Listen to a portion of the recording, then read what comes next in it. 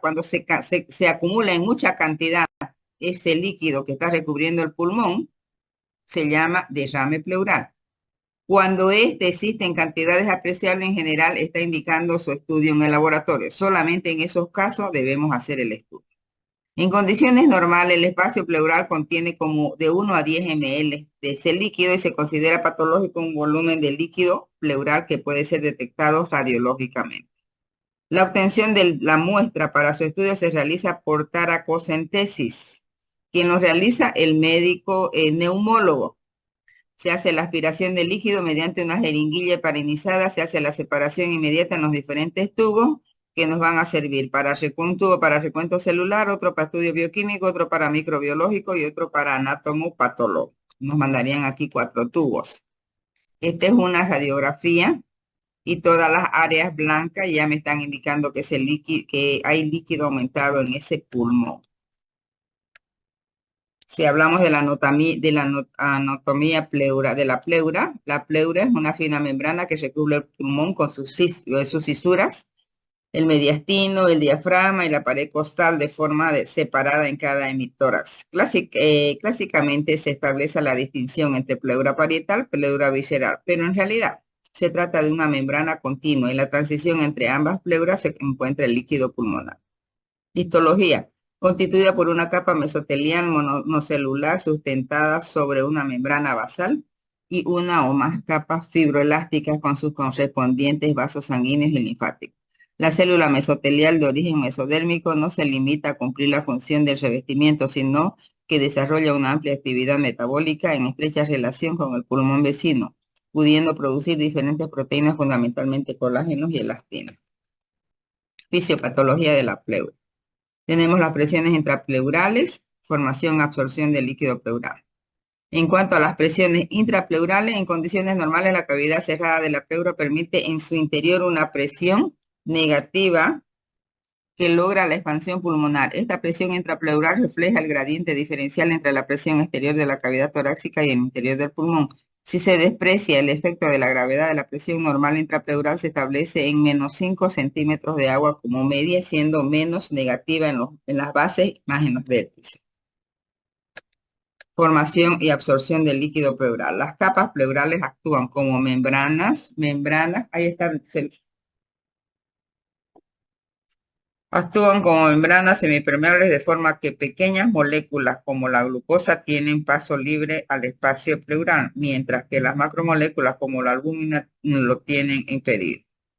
De este modo, las concentraciones pleurales de glucosa son similares en las del plasma y es considerablemente menor que las proteínas. El líquido pleural es un ultrafiltrado plasmático procedente de ambas hojas pleurales y su reabsorción se realiza por vía linfática en su mayor parte a través de la pleura parietal con un flujo de intercambio diario de solo unos pocos milímetros al día. Esta es la fisiopatología de la pleura. Tenemos mecanismos de producción de derrame pleural que se pueden producir por aumento de las presiones hidrostáticas, descenso de la presión oncótica, aumento de la permeabilidad en la microcirculación pleural, alteración en el drenaje linfático y movimientos del fluido desde el peritoneo.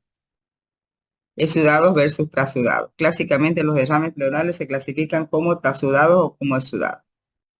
Los trasudados son consecuencia de un aumento de la presión microvascular, de la disminución de la presión oncótica de la sangre o de la combinación de ambos. Las proteínas son inferiores a la mitad de los valores hallados en el suero.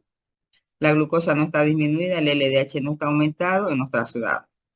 El recuento de leucocitos por debajo de 1000 y el colesterol inferior a la cuarta parte del valor en suero. Los exudados son consecuencia de un aumento de la permeabilidad de la superficie pleural en general por inflamaciones de diversas causas. Aquí tenemos un cuadro donde hacemos una diferenciación de los trasudados y los exudados. Si ven ustedes los exudados, va a tener mayor la LDH, mayor que en el líquido. Después tenemos las proteínas mayor también en los exudados que los trasudados. La bilirrubina igual, mayor en los exudados que los trasudados. El colesterol también. Las albúminas igual. Las albúminas mayores en los exudados que en los trasudados. Y eso son radiografías de derrame pleural. Eso es, también podemos ver en el líquido, qué es lo que analizamos en el líquido, en el examen macroscópico. Vemos el aspecto, color, turbidez, El color del líquido normalmente es amarillo pálido, claro, pero puede tornarse de diferentes colores de acuerdo a la patología. La turbidez también puede ser debido a un aumento de la concentración celular de lípidos también. Y este es un análisis del líquido en cuanto al color y a la turbidez. Por ejemplo, transparente, amarillo claro. Turbio, amarillo anaranjado. Purulento, amarillo verdoso. Este de acá está mal. Lechoso, esquiloso. Hemático, hemorrágico. Análisis del líquido, concentración de los eritrocitos. En el análisis microscópico nos interesa saber cuántos eritrocitos tenemos y para eso usamos la cámara de Neubauer. Hacemos el recuento. Luego también nos interesa saber cuántos leucocitos tenemos. Para eso usamos también la cámara de Neubauer. De la misma forma, si está turbio el líquido, hacemos dilución. Y también hacemos un frotis para saber qué tipo de leucocitos tenemos. Un frotis que podemos teñir con cualquier colorante hematológico para saber si hay predominio de polimorfo o mononucleares, como ven en la lámina aquí. Aquí les muestro. Todos estos que son así, que tienen varios lóbulos, son polimorfos nucleares. Estos son los mononucleares. Estas células que tienen un solo núcleo. Los demás son polimorfos nucleares. Si yo veo aquí, aquí hay una predominio de polimorfo nuclear. Entonces puede ser un líquido infectado por alguna bacteria. Aquí también los ven, los polimorfos nucleares están en aumento, pero también hay algunos mononucleares. Eso es lo que se hace en la tensión hematológica, igual acá. Después, cuando hay un predominio de neutrófilos, es el componente celular de la respuesta inflamatoria aguda, indica una inflamación aguda de la pleura. Los neutrófilos tienen como ya pues no entren. Los neutrófilos tienen como factor quimiotáctico a la interleucina, que se correlaciona con el número de los neutrófilos, por lo que la IL-8 está elevada en estas enfermedades. Los neutrófilos predominan en las neumonías, pancreatitis, embolismo pulmonar, absceso subfrénico, tuberculosis en estados precoces, etc. Ahí hay un predominio de neutrófilos. Ahora, cuando vemos en la lámina un predominio de eosinófilos, que tendría que ser el porcentaje mayor a 10, en la bestosis, en las reacciones a fármacos, en las enfermedades parasitarias, amebiasis, etc. Además, se puede observar eosinofilia en los síndromes de Sjögren-Strauss, en la enfermedad de Hodgkin.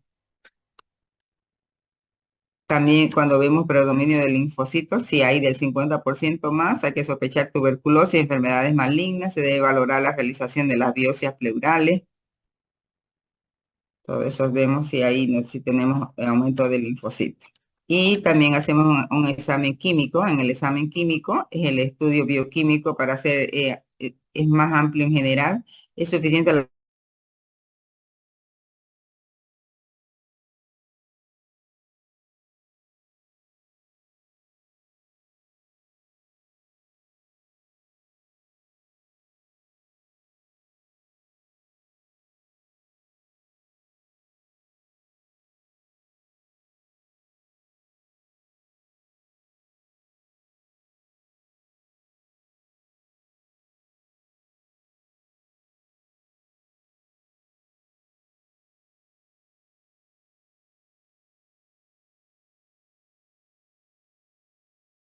ya vayan ingresando otra vez.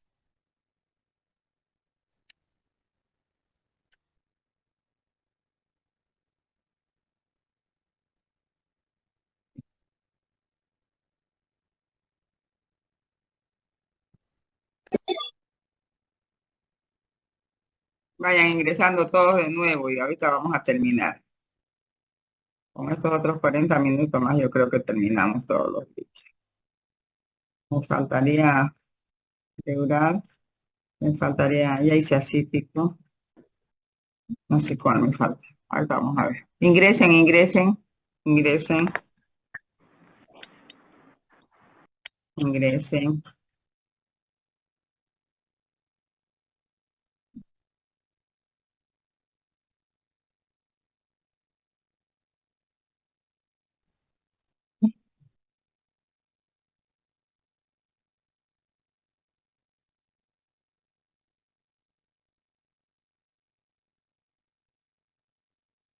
Ya vayan ingresando entonces.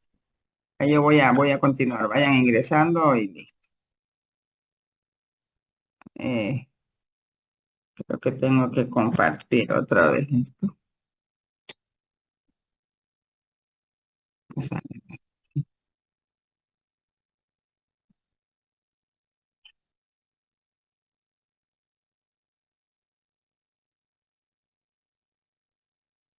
ya. ¿Están viendo, no? ¿Sí? ¿Ven? Sí, doctora, se Sí, ve. doctora, sí, doctora, Ya, sí. entonces seguimos donde nos quedamos. En el examen bioquímico vamos a hacer igual. Vamos a hacer un examen, podemos ver la valoración del pH, proteína, glucosa, urea, amilasa, LDH, colesterol. Cuando se presume de 1 kilotoras, es conveniente medir también todos los triglicéridos. Cuando verificamos la concentración de glucosa, la hacemos igual que en un suero. Eso es para determinar el diagnóstico diferencial de los exámenes pleurales y sudativos, más que todo, cuando la glucosa está baja, menor a 60, sugiere un problema paraneumónico, tuberculosis, una neoplasia, una artritis reumatoidea. Los valores bajos de glucosa se deben al consumo excesivo por parte del metabolismo celular o bacteriano. En los exámenes paraneumónicos complicados, los valores de la glucopleura es bajo, es menor a 40 y son indicación de drenaje, o sea, hay que quitar ese líquido. En las neoplasias, como en los cánceres, la glucosa baja indica gran número de células neoplásicas y mayor probabilidad de obtener citología positiva. En una artritis reumatoidea, la glucopleura baja y se debe a un bloqueo del paso de la misma desde la sangre al espacio pleural. Eso es en cuanto a la glucosa. En cuanto a la proteína, están más altas en los exudados que en los trasudados, ya sabemos, y sirven como criterio para separar. Sin embargo, no son útiles para el diagnóstico diferencial de los exudados. El aspecto electroforético es similar al del suero, excepto que tiene la albúmina un poco más alta. Aquí se deben ver las relaciones de las inmunoglobulinas IgG, IgA, IgM pleural versus suero, que van a ser siempre inferior a 1. La LDH indica el grado de inflamación de la pleura, no sirve para el diagnóstico diferencial. Cuando se hacen taracocentesis repetida y la LDH aumenta, indica que el grado de inflamación aumenta. Y si disminuye, es que está mejorando. La separación de las isoenzimas puede servir también algunas veces. La LDH4, la LDH5 están elevadas en los exámenes pleurales malignos. Otro examen bioquímico que hacemos es la concentración de la alfa-amilasa. Es útil cuando está por encima de los niveles séricos, o sea, el nivel normal en el suero. Indica una enfermedad pancreática. También la amilasa en las rupturas esofágicas. Los triglicéridos se han demostrado útiles en el diagnóstico del kilotórax. Se considera una cifra superior a 110. En medición del pH es una utilidad en el diagnóstico diferencial del exudado. El pH del líquido pleural en un individuo adulto normal es 7.64. Hay que medir el pH en sangre para descartar la acidosis sanguínea.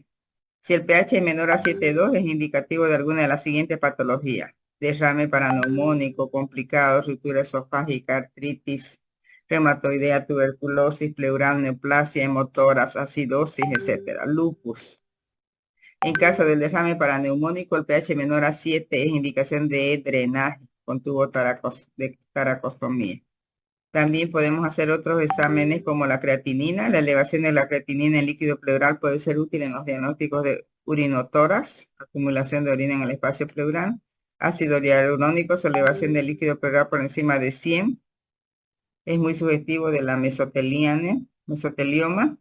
El ADA, esta enzima, es necesaria para la diferenciación de las células linfoides. Interviene en la maduración de los monocitos. Lisozima, esta enzima sintetizada por los neutrófilos, las células del sistema mononuclear fagocítico, también se encuentra muy elevada en la pleuritis tuberculosa. Es muy sugestiva de esta entidad. Y también tenemos el análisis aquí inmunológico, factor reumatoideo. Su indicación debe responder a la sospecha clínica de la pleuritis secundaria y artritis reumatoidea. Debemos obtener títulos iguales o mayores a nivel del suero. Anticuerpos antinucleares, los títulos 1 en 160, una relación entre el líquido pleural y suero. Aquí también tenemos otro análisis bioquímico como marcadores tumorales, que es importante. Verificamos los antígenos cancerígenos embrionarios, que se llama el CEA. Es importante para el diagnóstico del adenocarcinoma, sobre todo en pulmón, mama y tracto gastrointestinal. Otros marcadores como el orosomucoide antígeno hístico polipéptico, el AFP, enolasa neuroespecífica, factor de crecimiento derivado de las plaquetas mucina, y el análisis microbiológico, que ya vendría a ser el otro tipo de análisis, donde vemos igual la tensión de Gram, tensión de Ciel, vemos qué tipo de bacteria tiene, hacemos los cultivos respectivos para verificar el tipo de bacteria que crece en ese líquido. También la cromatografía de gas líquido puede detectar anaerobios, ¿no? Pero es mucha más cara. En los estudios citológicos, que lo tendría que hacer el patólogo, esto es para ver cáncer, estudios de neoplasia, células mesoteliales, células plasmáticas, etcétera. Y con eso terminaríamos el líquido pleural. Esa es una célula anormal. Son células anormales ahí. Eritrocitos y células anormales. Listo. Con eso terminamos el líquido pleural. Vamos a seguir haciendo voy a dejar de compartir. 10 personas más están. Vamos a dejar de compartir y entrar a ver el otro. Ya, ya lo estoy transmitiendo. Voy a dejar de compartir y voy a buscar.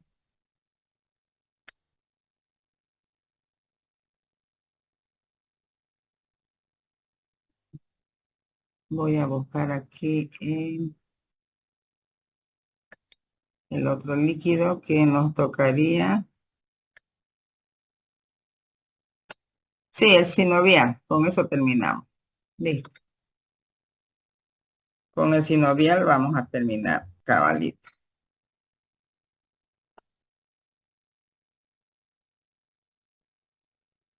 Bueno, este es el último líquido que vamos a hacer.